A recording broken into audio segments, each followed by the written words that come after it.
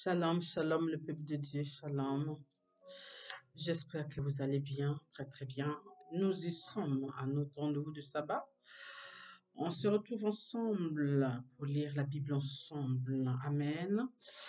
Comme Dieu nous demande de ne pas s'éloigner de ce livre, donc nous avons choisi de se regrouper tous les sabbats et lire la Bible ensemble. Amen.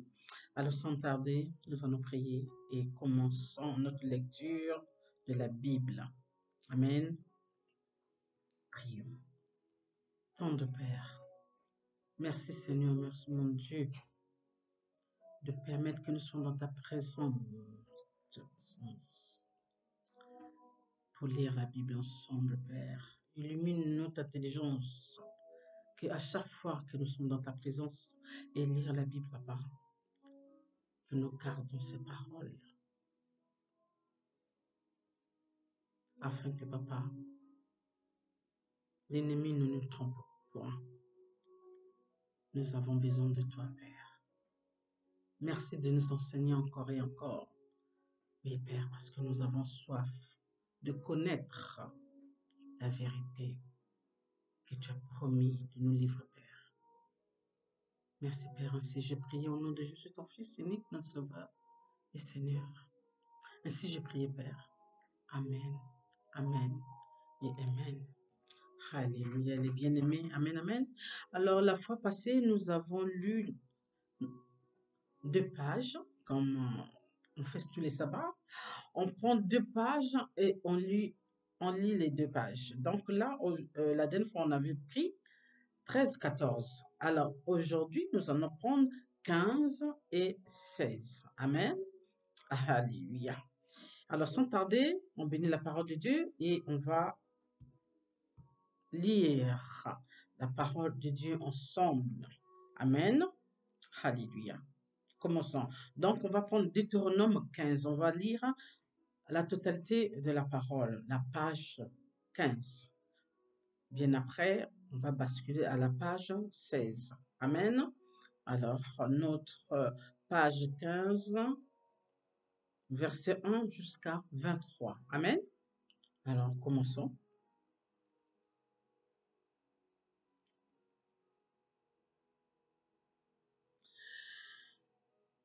Verset 1. Tous les 7 ans, tu feras relâcher, et voici comment observera le relâcher quand on aura publié le relâche en l'honneur de l'Éternel. Toute création qui aura fait un prêt à son prochain se relâchera de son droit. Il ne pressera pas son prochain et son frère pour le paiement de sa dette. Verset 3. Tu pourras presser l'étranger, mais tu te relâcheras de ton droit pour ce qui t'appartiendra chez ton frère. Verset 4. Toutefois, il n'y aura point d'indigène chez toi, car l'Éternel te bénira dans le pays que l'Éternel, ton Dieu, te fera posséder en héritage. Verset 5. Pourvu seulement que tu obéisses à la voix de l'Éternel, ton Dieu, en mettant soigneusement en pratique ces commandements que je te prescris aujourd'hui. Verset 6. L'Éternel, ton Dieu, te bénira comme il te l'a dit. Tu prêteras à beaucoup de nations et tu n'emprunteras point.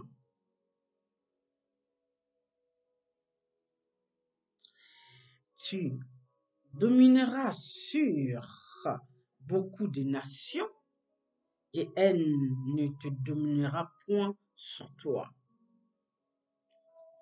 Verset 7. S'il y a chez toi quelque indigent d'entre tes frères, dans l'une, pardon, de tes portes, au pays que l'Éternel ton Dieu te donne, tu m'endurciras point ton cœur et tu ne fermeras point ta main devant ton frère indigent. Verset 8. Mais tu lui ouvriras ta main et tu lui prêteras de quoi pouvoir à ses besoins. Verset 9. Garde-toi d'être assez méchant pour dire en ton cœur la 7e année, l'année des relâches, approche. Garde-toi d'avoir un œil sans pitié pour ton frère indigent et de lui opposer un refus. Il crierait à l'Éternel contre toi et tu le chargerais d'un péché. Verset 10. Donne-lui et que ton cœur ne lui donne point à regret. Car à cause de cela, l'Éternel ton Dieu te bénira dans tous tes travaux et dans toutes tes entreprises. Verset 11. Il y aura toujours des indigents dans le pays. C'est pourquoi je te donne ce commandement. Tu ouvriras ta main à ton frère, au pauvre et à l'indigent dans ton pays. Verset 12. Si l'un de tes frères hébreux, homme ou femme, se vend à toi, il te servira 6 années. Mais le 7e année, tu le renverras libre de chez toi. Verset 13. Et lorsque tu le renverras libre de chez toi, tu ne le renverras point à vide. Verset 14. Tu lui feras des présents de ton menu bétail, de ton air, de ton pressoir, de ce que tu auras par la bénédiction de l'Éternel, ton Dieu. Verset 15.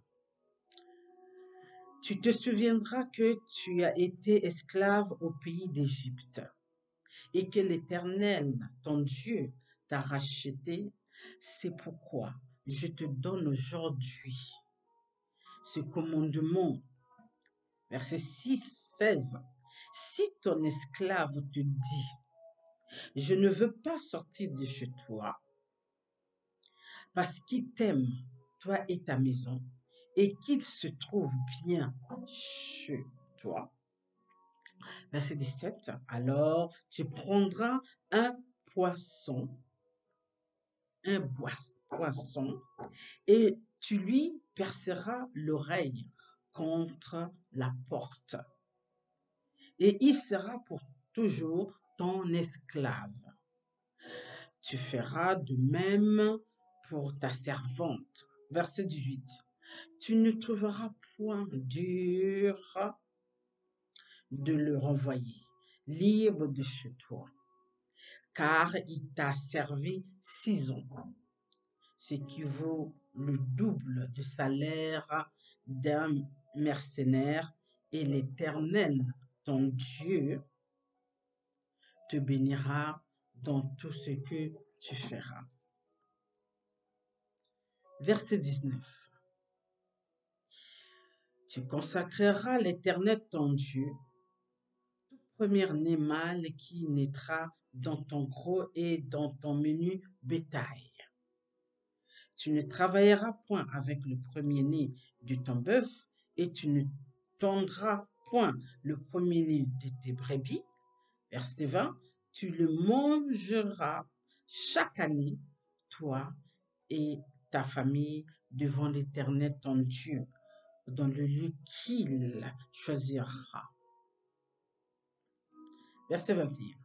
S'il a quelque défaut, s'il est boiteux ou aveugle, ou il a quelque autre difformité, tu ne l'offriras point en sacrifice. Et l'Éternel à l'Éternel ton Dieu. Pardon.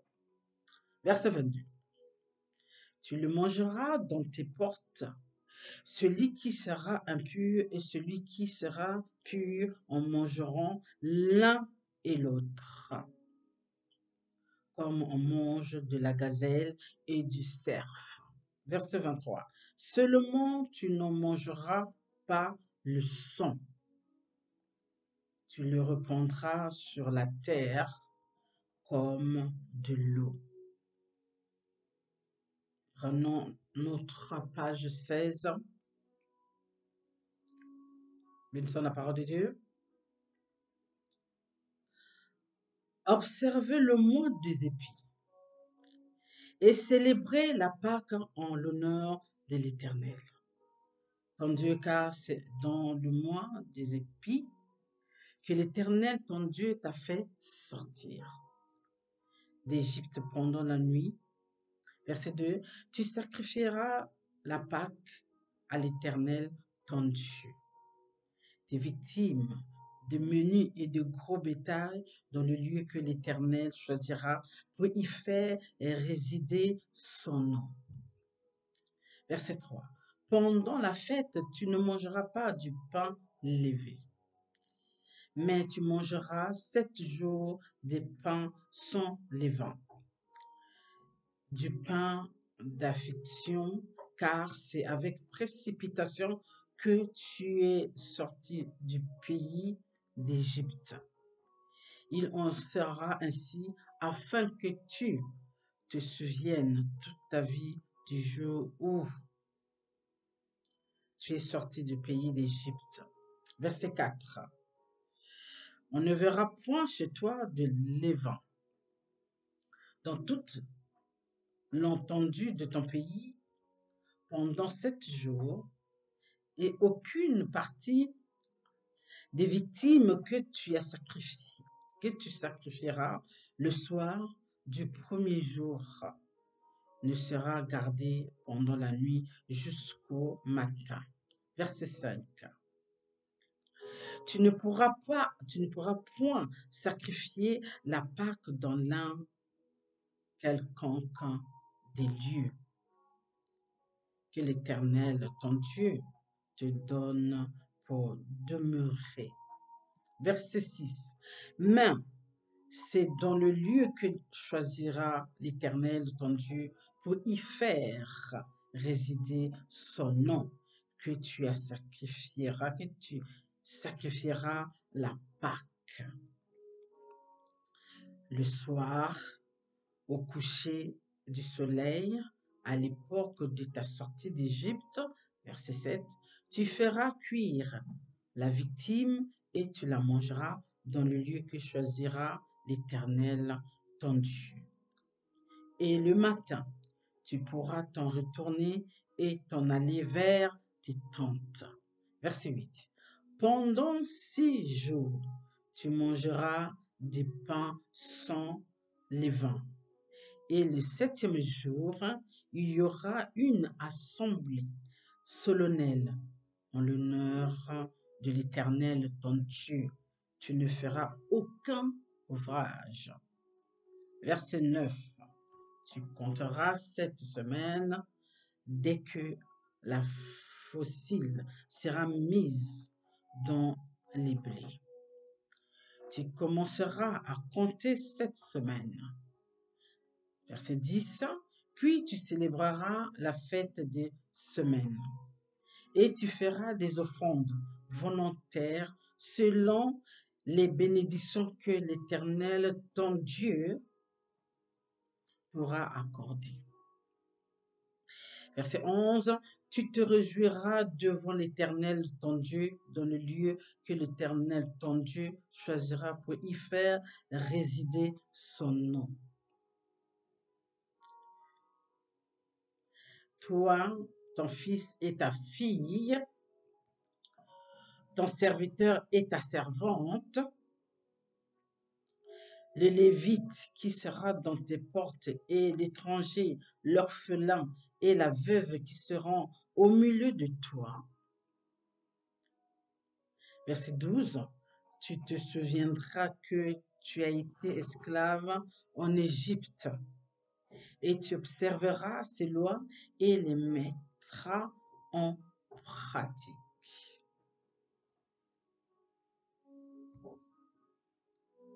Verset 13. Tu célébreras la fête des tabernacles. Pendant 7 jours, quand tu recueilleras le produit de ton air et de ton pressoir. Verset 14. Tu te réjouiras à cette fête, toi, ton fils et ta fille, ton serviteur et ta servante et les Lévites, l'étranger, l'orphelin et la veuve qui seront dans tes portes. Verset 15. Tu célébreras la fête pendant 7 jours en l'honneur de l'Éternel, ton Dieu, dans le lieu que choisira l'Éternel, car l'Éternel, ton Dieu, te bénira dans toutes ses récoltes et dans tous les travaux de tes mains, et tu te livreras entièrement à la joie. Verset 16.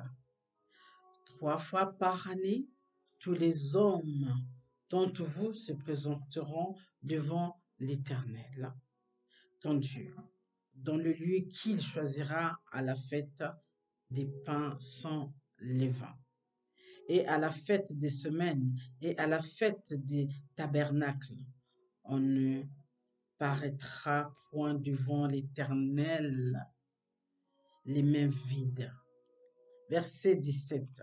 Chacun donnera ce qu'il pourra selon les bénédictions que l'Éternel, ton Dieu, lui aura accordées. Verset 18. Tu établiras des juges et des magistrats dans toutes les villes que l'Éternel, ton Dieu, te donne selon tes tribus, et ils jugeront le peuple avec justice. Verset 19. Tu ne porteras atteinte à aucun droit. Tu n'auras point égard à l'apparence des personnes et tu ne recevras point des présents, car les présents aveuglent les yeux des sages et corrompent les paroles des justes. Verset 20. Tu suivras ponctuellement la justice afin que tu vives et que tu possèdes le bien que l'Éternel, ton Dieu, te donne. Verset 21, notre dernier verset. Tu ne fixeras aucune idole de bois à côté de l'autel que tu élèveras à l'Éternel, ton Dieu. Verset 22. Tu ne dresseras point des statues qui sont en aversion à l'Éternel, ton Dieu. Bénissons la parole de Dieu. Alors, les bien-aimés, nous comprenons bien ce que Dieu souhaite pour nous, ses enfants. Alors, nous devons faire du bien autour de nous. Nous devons mettre la parole de Dieu en pratique. Nous devons aimer les uns des autres. Et nous ne devons pas être dans la critique, dans ceci, dans cela, parce que Dieu ne veut pas ces choses-là. Et nous ne devons pas être égoïstes lorsque nous savons qu'il y a quelqu'un qui est à côté de nous, membre de la famille, ou je ne sais pas qui d'autre, qui nous connaissons et qui a besoin d'aide. En ce moment-là, nous devons le faire si nous pouvons le faire, bien sûr. Dieu ne précise pas que, voilà, si vous n'avez pas, vous allez aller voler. Non, si vous pouvez donc, on comprend ce que Dieu veut dire. Si vous l'avez, parce que Dieu sait que vous l'avez, alors faites le geste, aidez vos frères et vos sœurs. Si vous pouvez le faire, bien sûr. Et maintenant, lorsque vous ne pouvez pas faire, ça, c'est pas grave, parce que Dieu le sait. Et Dieu dit quand nous faisons des gestes comme ça, quand nous nous aimons les uns des autres, quand nous entraidons, Dieu nous bénira. dans tout ce que nous allons faire. Quelque part, Dieu rend le bien que vous avez fait à l'autre. Dieu vous bénit par rapport au bien que vous apportez aux autres. Dieu tend sa main sur vous par rapport à votre comportement envers les autres. Dieu vous couvre de sa bénédiction par rapport à votre obéissance. Alors, les bien-aimés, on comprend bien que nous devons mettre la parole de Dieu en pratique. C'est comme lorsque Dieu nous appelle à prier, nous appelle à lire la Bible, nous appelle à être dans sa présence. Et Dieu adore l'obéissance. Et quand nous obéissons, Dieu n'ignore pas ses enfants. Dieu sait qui est qui. Alors, nous devons faire toujours attention et à mettre la parole de Dieu en pratique afin que Dieu puisse nous faire du bien, puisse vous faire du bien. Alors, si vous pouvez aider, si vous ne pouvez pas, c'est pas grave. Dieu voit vos cœurs. Dieu voit l'intention que vous avez à travers cette personne, que vous avez envie d'aider cette personne, mais vous ne pouvez pas parce que vous ne pouvez pas, parce que vous n'avez pas. Et lorsqu'on a, qu'on peut, et on ne le fait pas, soyez sûrs que le Père sait que vous n'avez pas voulu le faire. Puisque vous pouvez aider la personne, mais vous ne le faites pas parce que vous êtes égoïste. C'est que vous n'êtes pas obéissant. Vous ne voulez pas écouter le Père. Pourtant, vous avez. Faites-le. Et Dieu, qui sait, Dieu fait toujours des surprises à ses enfants. Lorsque vous marchez avec le Père déjà, ce que vous devez savoir, ne peut pas abandonner ses enfants. Ne peut pas. Peu importe les situations que vous êtes en train de passer en ce moment, vous dites que non, je suis l'enfant de Dieu, que je marche avec le Père, que je prie tous les jours. Pourquoi ces choses-là m'arrivent? Alors ne paniquez pas. Dieu sait pourquoi. Mais faites-lui confiance. Ça aussi, ça va passer. Parce que Dieu laisse toujours le chemin où tu vas passer, où tout ira bien. En ce moment, tu es sur l'autre chemin. Dieu va te changer le chemin là. Tu vas prendre le chemin où tout ira bien, bien après. Vous savez, dans des moments comme ça, dites-vous que le Père est en train de préparer les chemins pour que vous sortez. Dieu ne peut pas vous laisser dans ce moment-là longtemps. Oui, vous allez me dire, prophétesse, ça fait un moment, j'ai ces problèmes. Oui, je comprends bien. Pour vous, mais pour Dieu, ça ne fait pas un moment. Le temps de Dieu va venir, mon frère, ma soeur. Et laissez le temps à Dieu. Laissez toujours le temps à Dieu. À Dieu. Ne commandez jamais le Père. Amen. Demandez-le lui. Oui. Parce qu'il nous demande de lui demander tout ce que nous voulons. Mais nous n'avons pas commandé le Père en disant, Père, c'est aujourd'hui je veux que tu changes ma situation. C'est aujourd'hui je veux monter des échelons. C'est aujourd'hui je veux ceci, je veux cela. Ça ne marchera pas. Croyez-moi. Laissez-lui gérer. Il a toujours su gérer depuis le début du monde, nos ancêtres. Et aujourd'hui, il gérera aussi. Demain aussi, il va gérer. Tant que le monde va être là, que le Père n'a pas décidé de détruire le monde, Dieu sera toujours là près de ses enfants et protéger les siens. Parce que Dieu veut du bien de ses enfants. Le Père veut du bien de ses enfants. Donc, il sera toujours là. Il gérera. Il vous sortira de là. Soyez-en sûrs. Alors, faites-lui confiance. Amen. Sur ce, remercions le Père. Merci tant de Père pour ce moment agréable qui t'a permis dans ta présence, Seigneur. Père, tu connais tes enfants, tu connais les besoins de tes enfants. Père, je prie pour toute personne qui a des problèmes qui va voir cette vidéo. Seigneur, aide-la. Seigneur, aide-le. Accompagne-le. Visite-les. Fais du bien. Guéris, Père. Ouvre les chemins là où on a fermé, Seigneur. Et ferme les portes qui doivent fermer. Fais du bien à tes enfants, Seigneur. Visite-les. Fais du bien, Seigneur. Ô Père, tout est possible. Père, je compte sur toi. Dans le nom de Jésus, Seigneur mon Dieu, mon roi. Ainsi j'ai prié, Père. Amen, amen et amen. Amen. Alors, bon week-end. Bon sabbat. Bye.